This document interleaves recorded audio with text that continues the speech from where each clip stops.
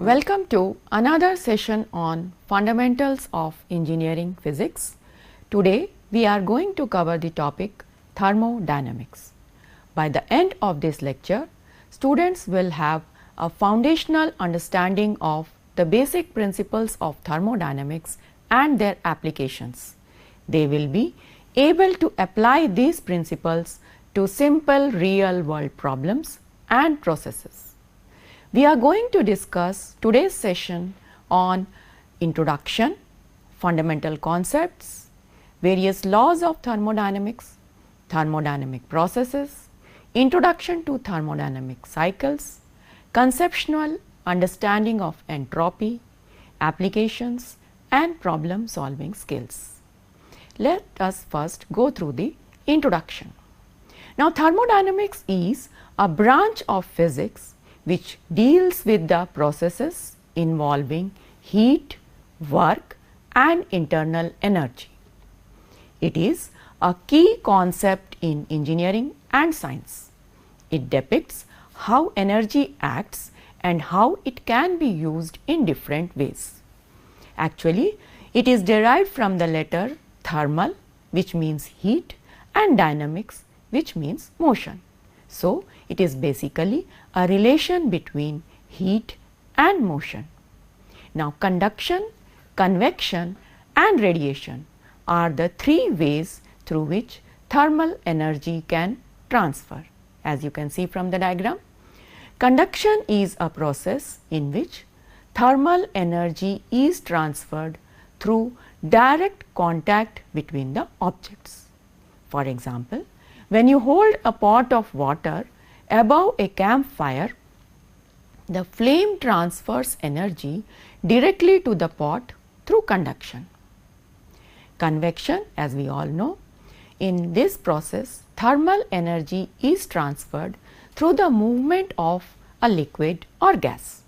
For example, when you hold a pot of water above a campfire, heat from the pot and the flame rises due to convection.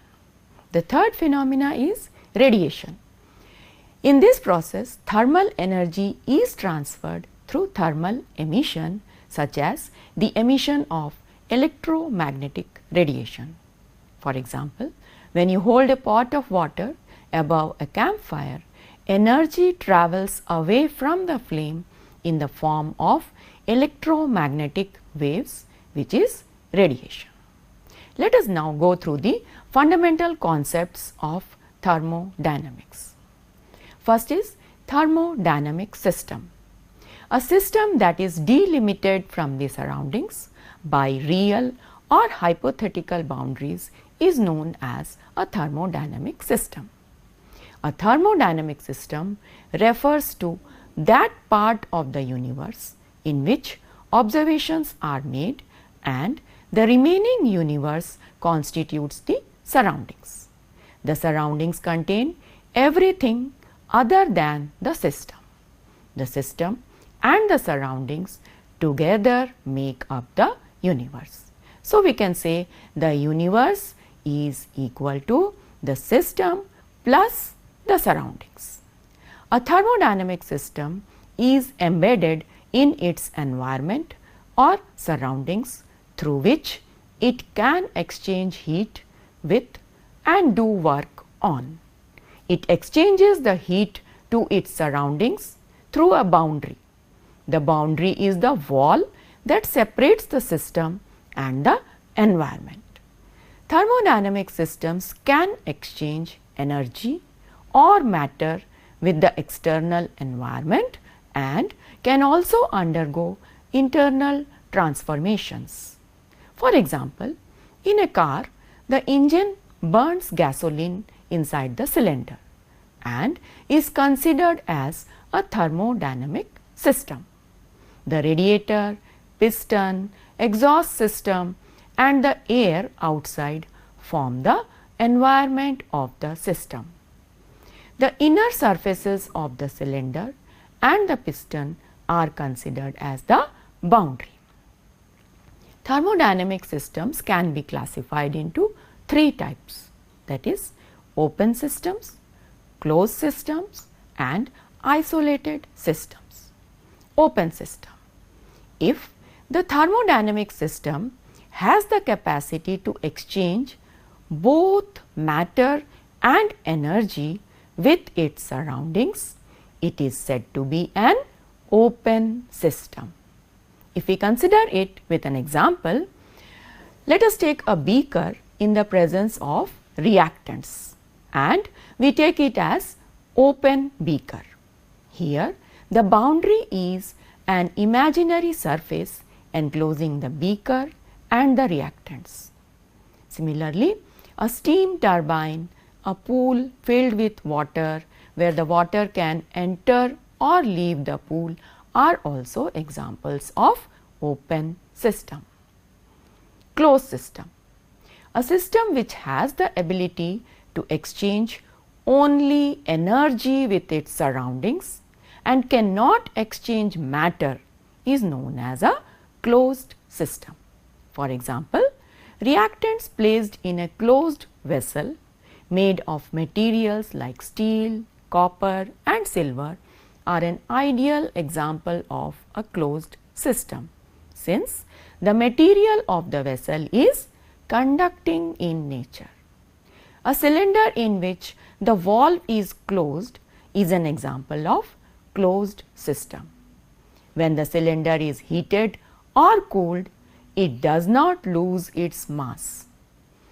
If we look at the isolated system, a system which cannot exchange matter or energy with the surroundings is known as an isolated system.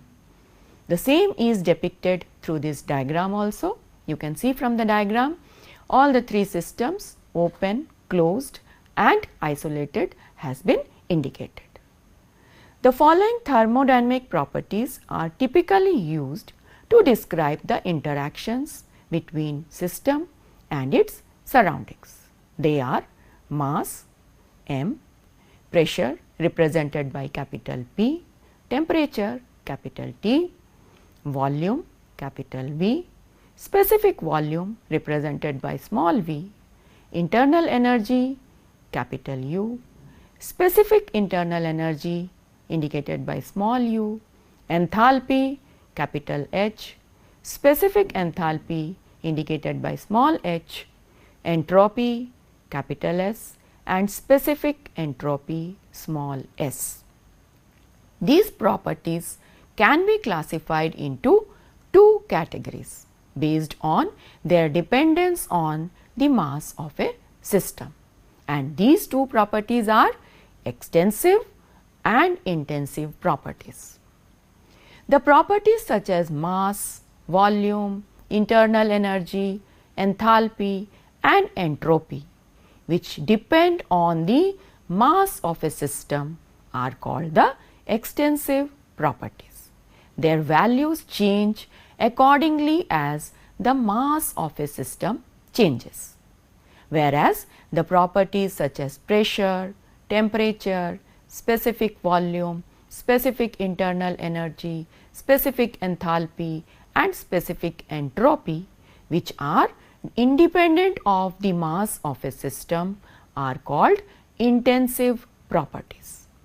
All the properties are intensive properties as they refer to the corresponding extensive property per unit mass. Example, volume V equals to volume per mass, and specific internal energy, which is indicated by small u, and it is internal energy per unit mass.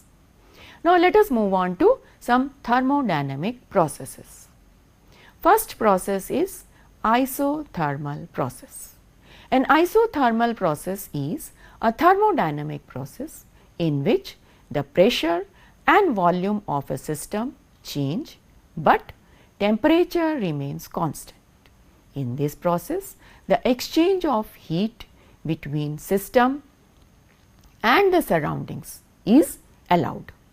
In other words, an isothermal process is carried out by either supplying heat to the substance or by extracting heat from it.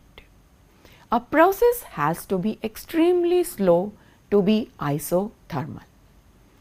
Some examples of isothermal process are melting process, boiling process, as the temperature remains constant in both the process. Similarly, slow expansion and compression of ideal gas in a conducting cylinder fitted with a conducting piston is also an example of isothermal process. If we look at the equation of isothermal process, it is given by PV is equal to constant, that is product of pressure and volume is constant. The figure shows work done in expansion and compression. If we compare both the figures, we can see in case of expansion, work done in an isothermal process is more than the work done in an adiabatic process. The area of the shaded portion gives excess of work done in isothermal expansion over the work done in corresponding adiabatic expansion.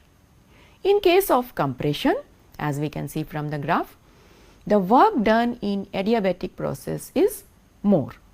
The area of the shaded portion gives excess of work done in adiabatic compression over the work done in corresponding isothermal compression.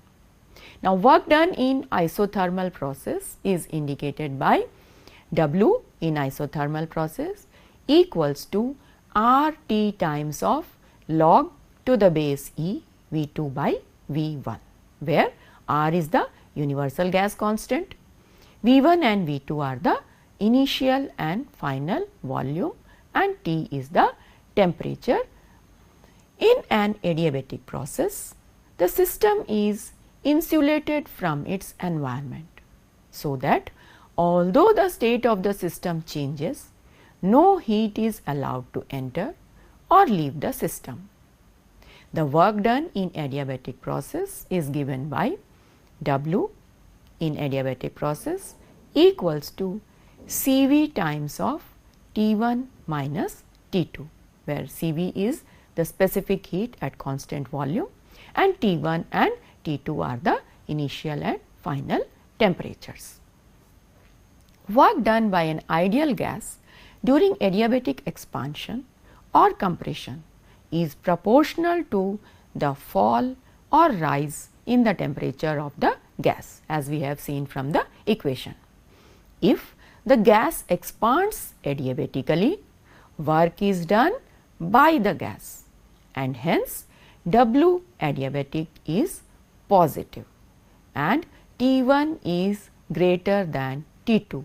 So, the gas cools during adiabatic expansion. Moving on to third process, isobaric process.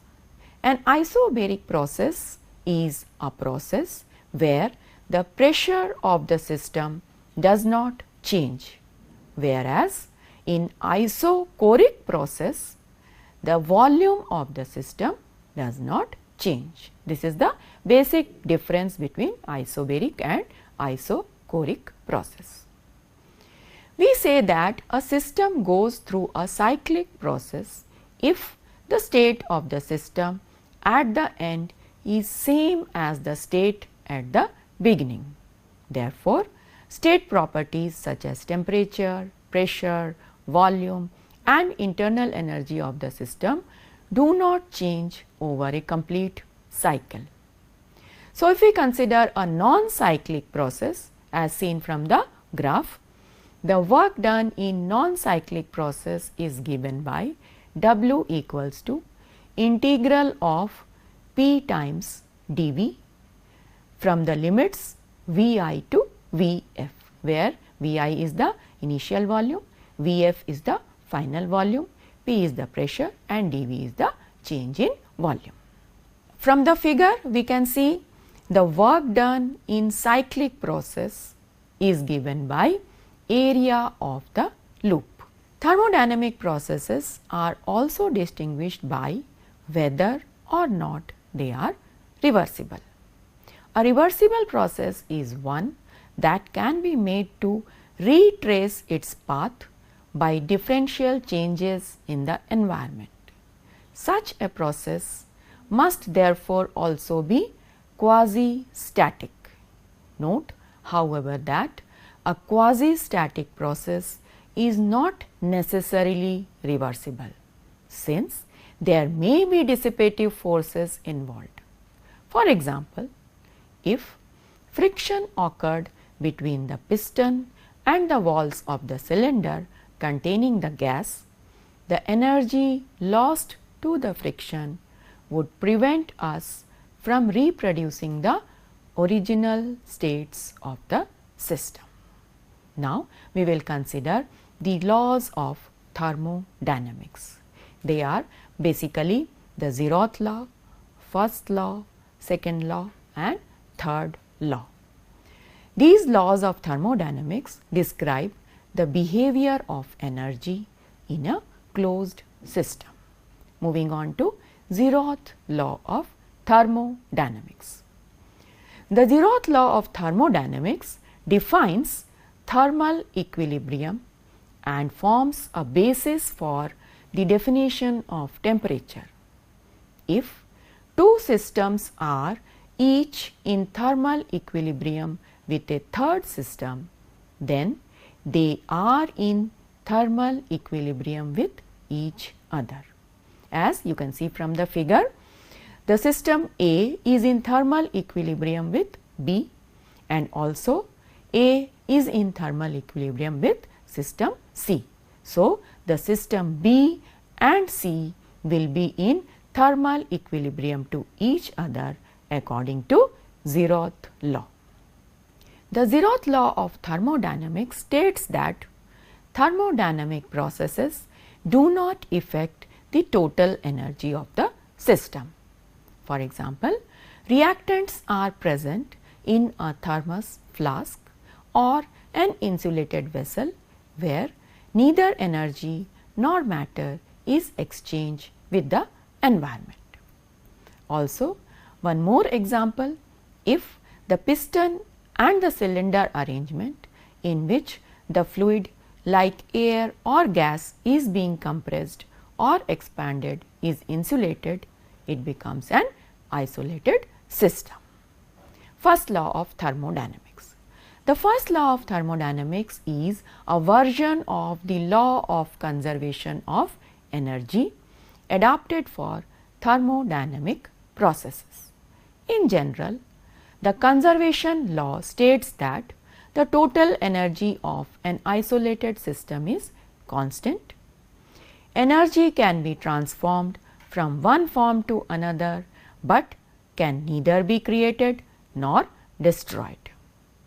In a closed system, that is, there is no transfer of matter into or out of the system, the first law states that the change in internal energy of the system represented by del U of system is equal to the difference between the heat supplied to the system, that is capital Q, and the work done W by the system on its surroundings.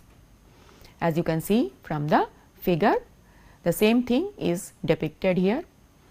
Work is done by the system indicated by minus W, heat is indicated by plus Q, and the first law says del U equals to Q minus W. When two initially isolated systems are combined into a new system, then the total energy of the new system, that is U system, will be equal to the sum of the internal energies of the two initial systems, that is U1 and U2. The first law encompasses several principles. First is conservation of energy, which says that energy can neither be created nor destroyed, but can only change from one form to another. A particular consequence of this is that the total energy of an isolated system does not change. Also, the concept of internal energy and its relationship to temperature is also depicted through first law. If a system has a definite temperature, then its total energy has three distinguishable components termed kinetic energy, which is the energy due to motion of the system as a whole, potential energy, energy resulting from an externally imposed force field, and internal energy. The establishment of the concept of internal energy distinguishes the first law of thermodynamics from the more general law of conservation of energy. Work is a process of transferring energy to or from a system in ways that can be described by macroscopic mechanical forces acting between the system and its surroundings. The work done by the system can come from its overall kinetic energy, from its overall potential energy, or from its internal energy. For example, when a machine, not a part of the system, lifts a system upwards, some energy is transferred from the machine to the system. The system's energy increases as work is done on the system, and in this particular case the energy increase of the system is manifested as an increase in the system's gravitational potential energy. Work added to the system increases the potential energy of the system. When matter is transferred into a system, the internal energy and potential energy associated with it are transferred into the new combined system. Here U denotes the internal energy, and the unit mass of the transferred matter as measured while in the surroundings is indicated by U. Also, delta M denotes the amount of transferred mass. The flow of heat is a form of energy transfer. Heat transfer is the natural process of moving energy to or from a system other than by work or the system transfer of matter. In a dithermal system, the internal energy can only be changed by the transfer of energy as heat. Combining all these principles leads to one traditional statement of the first law of thermodynamics, that is, it is not possible to construct a machine which will perpetually provide output work without an equal amount of energy input to that machine, or more briefly, a perpetual motion machine of the first kind is impossible. Moving on to second law of thermodynamics. This law specifies the conditions for the conversion of heat into work. The first statement associated with second law is Kelvin-Planck statement. It says it is impossible to construct an engine operating in a cycle which will produce no effect other than extracting heat from a reservoir and performing an equivalent amount of work. In simple words, it is not possible to get a continuous supply of work from a body by cooling it to temperature lower than that of the surroundings. It is applicable to heat engines. The second statement associated with second law is Rudolf Clausius statement. It says it is impossible to make heat flow from a body at a lower temperature to a body at a higher temperature without doing external work on the working substance. In simple words, heat cannot by itself flow from a body at lower temperature to a body at higher temperature. This form of law is applicable to refrigerators as indicated in the diagram. Now, moving on to third law. The third law of thermodynamics states that as a system's temperature approaches absolute zero, its entropy approaches a constant value. Entropy, which is denoted by capital S, is a measure of the disorder or randomness in a closed system. It is directly related to the number of micro states, that is a fixed microscopic state that can be occupied by a system, accessible by the system, that is the greater the number of micro states the closed system can occupy, the greater its entropy. The micro state in which the energy of the system is at its minimum is called the ground state of the system. At a temperature of 0 Kelvin, the following phenomena can be observed in a closed system. The system does not contain any heat. All the atoms and molecules in the system are at their lowest energy points.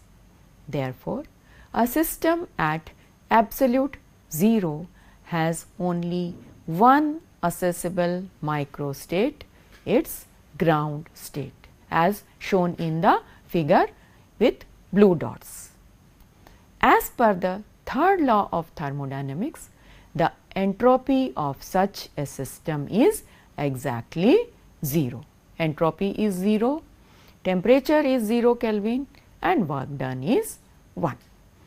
In figure A, single possible configuration for a system at absolute 0, that is only one microstate is accessible, whereas in figure B, which is shown with brown color, at temperatures greater than absolute 0, multiple microstates are accessible due to atomic vibration exaggerated in the figure. A system's entropy approaches a constant value as its temperature approaches absolute 0. At absolute 0 temperature, the system is in the state with the minimum thermal energy, the ground state. The constant value, not necessarily 0, of entropy at this point is called the residual entropy of the system. With the exception of non-crystalline solids, example glass, the residual entropy of a system is typically close to 0.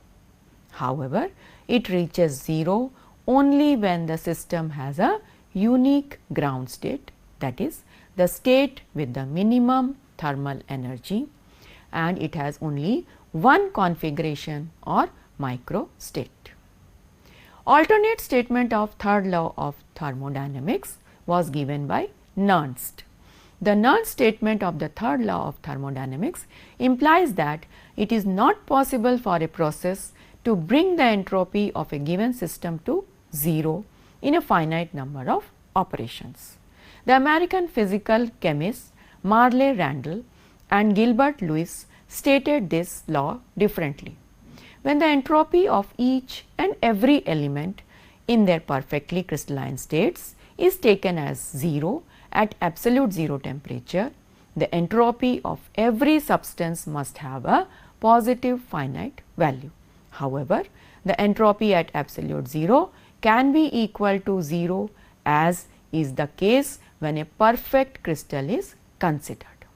The Nernst-Simons statement of the third law of thermodynamics can be written as: for a condensed system undergoing an isothermal process that is reversible in nature, the associated entropy change approaches 0 as the associated temperature approaches 0.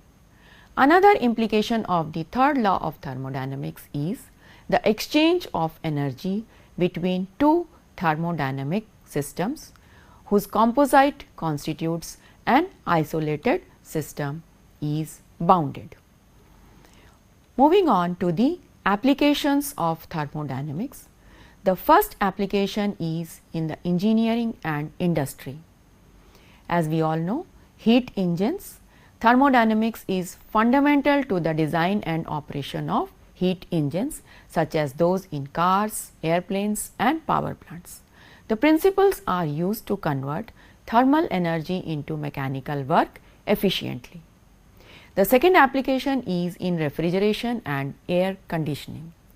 The refrigeration cycle relies on the principles of thermodynamics to remove heat from a space, providing cooling.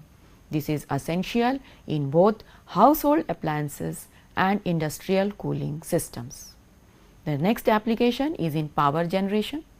Thermodynamics is crucial in designing and operating power plants whether they are fossil fuel based, nuclear or solar. Understanding how to maximize efficiency in converting heat to electricity is key to these operations. Next application is in chemical processes. Chemical reactions has got applications in thermodynamics. It helps to predict the direction of chemical reactions and their extent by analyzing energy changes.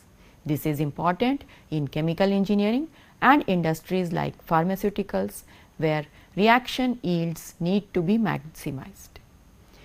In combustion, in internal combustion engines and other combustion systems, thermodynamics helps in understanding the energy output and the conditions under which combustion occurs most efficiently. In material science, that is in phase transitions, thermodynamics is used to study phase transitions in materials, which is important in metallurgy, polymer science and other material science. It has got in application in metallurgical processes as well. It helps in understanding the heat treatment of metals, alloys, their formation and other metallurgical processes. It has got application in environmental science also. Thermodynamic principles are used to model atmospheric processes and predict weather patterns and climate changes. It has got application in biological systems as well. Bioenergetics has got application. It helps to explain how organisms convert food into energy, which is fundamental for understanding the metabolism and cellular processes. It helps in membrane transport. Thermodynamics has got application in aerospace and rocket propulsion as well. In nanotechnology also, thermodynamics helps in the design of nanoscale devices and materials. It helps to manage heat generation and dissipation. Thermodynamics has application in everyday life, in cooking as well. The principles of thermodynamics are at play when cooking food, where heat is transferred to change the state and composition of ingredients. It is also used in weather understanding. Basic thermodynamic concepts explain phenomena like why the temperature drops after sunset or how storms form. These applications highlight the vast importance of thermodynamics in both everyday life and advanced technological fields. That's all for now. Have a nice learning. Thank you.